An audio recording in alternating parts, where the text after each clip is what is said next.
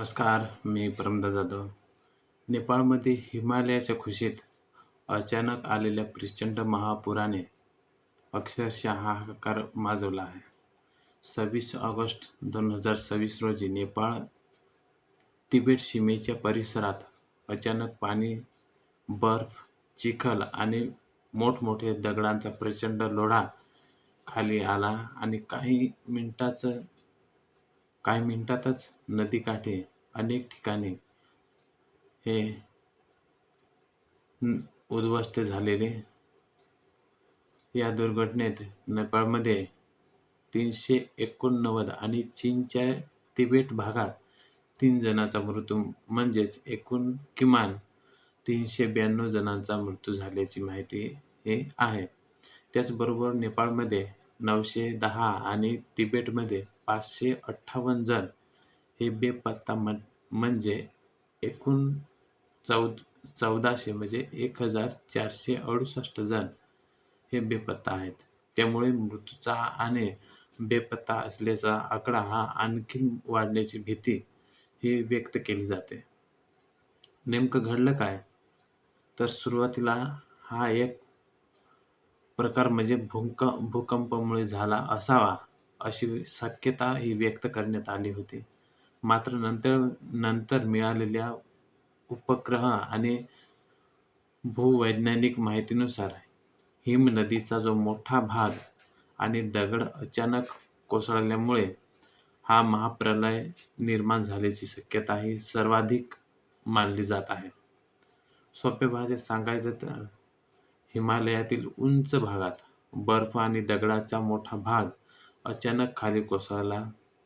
त्यामुळे नदीचा जो प्रवाह आहे तो प्रवाह काही काळ हा अडकला आणि पाणी मोठ्या प्रमाणात साचले.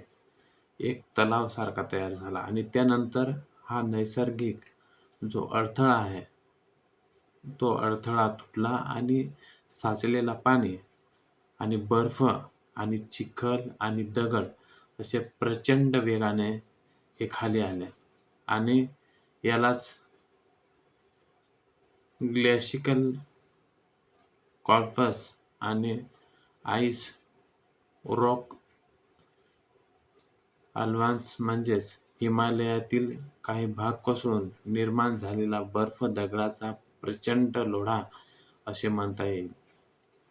मग एवढं मोठं नुकसान का झालं? तर हिमालयातील अनेक नद्या खोल आणि अरुंद दरीमधून वाहत आहेत आणि त्यामुळे वरच्या भागातून अचानक प्रचंड पाणी आणि माती खाली आली. त्याचा वेग कमी होण्यासाठी फारशी जागा नसते. या घटनेत पाण्यासोबतच बर्फ, दगड, चिखल आणि मलबा खाली आला आणि त्यामुळे घर, पूल, रस्ते, वाहने आणि इतर पायाभूत सुविधा अक्षरशः वाहून गेल्या. आणि नेपाळमधील महत्त्वाचं म्हणजे ते पॅचिंग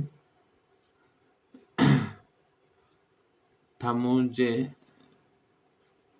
देखील मोठ्या प्रमाणात खराब झाला असून अनेक पूल आणि रस्त्याचे नुकसान झाले आणि यामुळे बचाव पथकांना दुर्गम भागात पोहोचण्यासाठी कठीण झालं. आणि म्हणून भूकंपामुळे महापूर आला का? तर हा एक महत्त्वाचा प्रश्न आहे. या घटनेच्या आसपास भूकंपीय हालचाल नोंदली गेली होती आणि त्यामुळे सुरुवातीला भूकंपाचे कारण असल्याचे मानले जात होते. पण उपलब्ध वैज्ञानिक माहितीनुसार भूकंपच या आपत्तीचे मुख्य कारण होता असे असून चालणार नाही आणि ते सिद्ध सुद्धा झालेलं नाही. सध्याच्या माहितीनुसार हिमालयाचा भाग बर्फ आणि दगड अचानक कोसळले आणि त्यानंतर नदीचा जो प्रवाह अडून अचानक फुटणे हे मुख्य कारण मानले जाते. तर हवामान बदलाचा संबंध आहे का? तर तज्ज्ञांनी हिमालयातील वाढते तापमान आणि हिमालयामध्ये होणारे बदल याकडेही लक्ष वेधले आहे.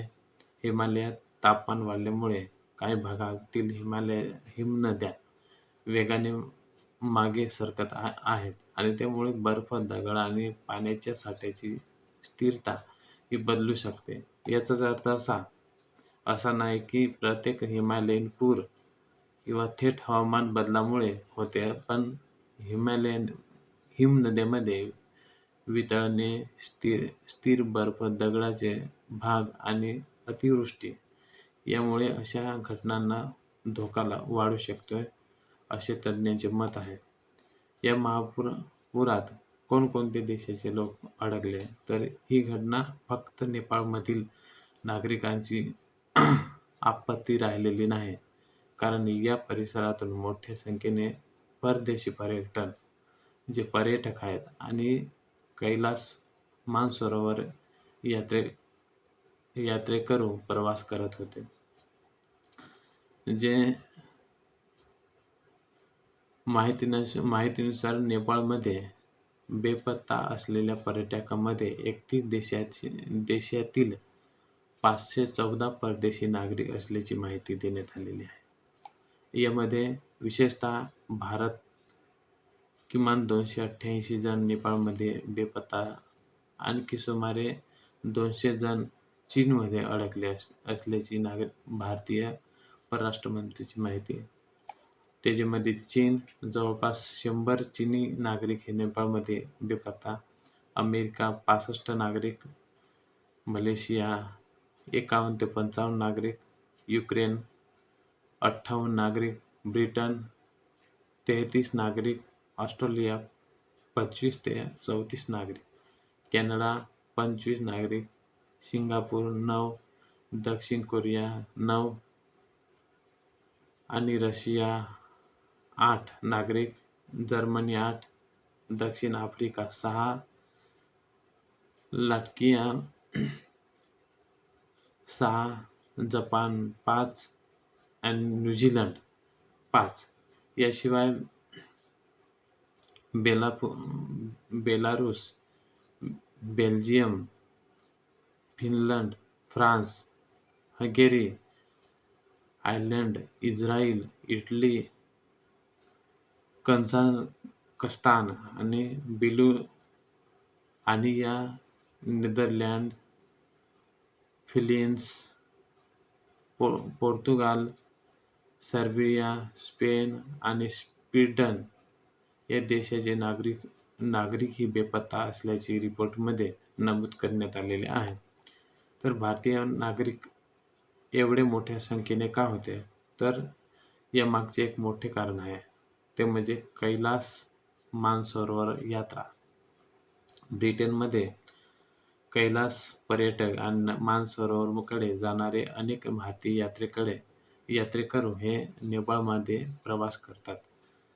महापुराचा तडाखा बसलेला भाग हा नेपाळ आणि तिबेटमधील महत्त्वाचा मार्गापैकी एक असल्यामुळे अनेक भारतीय यात्रेकरू या संकटात अडकले.